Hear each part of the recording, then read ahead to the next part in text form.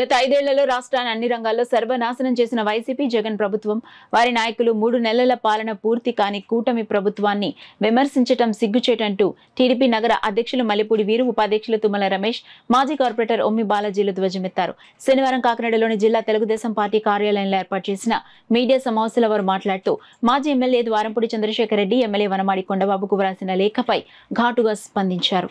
తప్పులు చేయించి అన్ని విధాలుగా చేయించి ఒక పగడ్బందీగా ఒకే సిద్ధాంతంతో డ్రగ్స్ రహిత కాకినాడగా తీర్చిదిద్దుతా, ఏది అక్రమాలు లేనటువంటి కాకినాడగా తీర్చిదిద్దుతా, ఏదైతే ద్వారంపూడి చేసినటువంటి అక్రమాలు అన్యాయాలకి మన కాకినాడను మనం కాపాడుకుందాం, మన కాకినాడ మన కొండబాబు అనే నినాదంతో మాత్రమే జనసేన, బీజేపీ, తెలుగుదేశం ఉమ్మడి అభ్యర్థిగా పోటీ చేసినటువంటి ఇప్పటి శాసనసభ్యులు వనమాడి కొండబాబు గారిని ప్రజలందరూ ఆశంసించి కాకినాడ చరిత్రలోనేటువంటి విజయం అందించారు.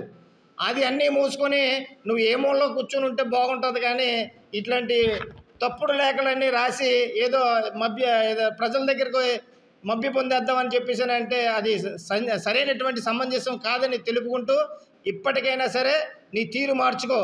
గతంలో చేసినటువంటి తప్పులు ఏవైతే ఉన్నావో అవన్నిటిని నువ్వు చెప్పకల్లా చట్టం ఏదైతే ఉందో అవన్నీ బయటికి తీస్తుంది. అన్నిటిని కూడా ఒక్కొక్క దానిగా ఒక్కొక్క కుంభకోణాన్ని కూడా బయట పెట్టి ఏదైతే మా ప్రీతమ నాయకులు కొండబాబు గారి ఆధ్వర్యంలో ప్రతి ఒక్క అవినీతిని కూడా, ప్రతి ఒక్క కుంభకోణాన్ని కూడా బయటికి తీసుకొచ్చి నిన్ను చెంచలు కూడా జైలుకి పంపించే వరకు కూడా ఈ కూటమి ప్రభుత్వం వదిలిపెట్టదని చెప్పేసి అని మీ మీడియా పూర్వకంగా తెలుపుకుంటున్నాం. అదేవిధంగా మీ మీడియా మిత్రులందరికీ తెలిసి, కాకినాడ ప్రజలందరికీ తెలుసు, రాష్ట్ర వ్యాప్తంగా వైరల్ అయింది స్వర్గీయ అన్న ఎన్టీఆర్ మరి విగ్రహాన్ని అర్ధరాత్రి టైంలో ధ్వంసం చేయాలనేది నిజం కాదా? ఆ విషయాల మీద మేము ఎన్నో కంప్లైంట్స్ ఇచ్చినప్పటికీ ఆనాడు వారి ప్రభుత్వంలో పట్టించుకోలేదు. వాటి మీద దర్యాప్తు జరిపించి చర్యలు తీసుకోండి అంటే ఈయనకు వణుకు పుట్టిందా? ఇంక ఈయన అక్రమాలు ఏమి ఇంకా వెతికి తీయలేదే. కొన్ని విషయాల్ని ఎస్పీ గారి దృష్టిలో పెట్టడం జరిగింది. అదేవిధంగా ఈ కాకినాడ నగర ప్రజల కష్టాజితంతో కట్టినటువంటి పన్నుల సొమ్ముని 100 కోట్లని మరి ఇళ్ల స్థలాల పేరుతో, మడడవులు కప్పెట్టాలని పేరుతో పెద్దాపురంలో ఉన్నటువంటి సాహససిద్ధంగా ఏర్పడినటువంటి వనరులన్నింటినీ కొల్లగొట్టి మరి 100 కోట్లు గడించడం నిజం కాదా? వాటిపై దర్యాప్తు చేయమన్నారు. వాటి మీద కొన్ని ఆధారాలని ఇప్పుడున్నటువంటి కలెక్టర్ గారికి సబ్మిట్ చేశారు. ఎందుకు ద్వారంపూడి ఇలా ఉరిగిపోతా ఉన్నావు?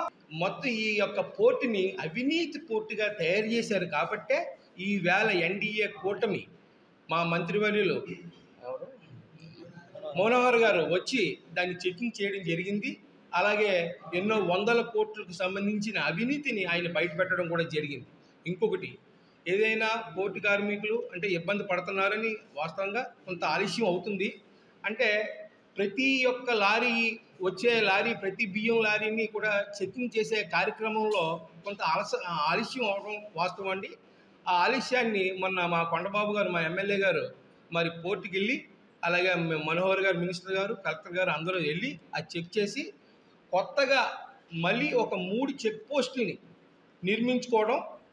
నిర్మించాలని, అక్కడ సిబ్బంది కొరత ఉంటే ఆ కొరతను కూడా ఒక 20 మందిని మళ్ళీ కొత్త సిబ్బందిని వెయ్యాలనే ఉద్దేశం నిర్ణయించుకుని ఈ 4-5 రోజుల్లో కూడా ఈ యొక్క చెక్ పోస్టులు నిర్మించడం జరుగుతుంది.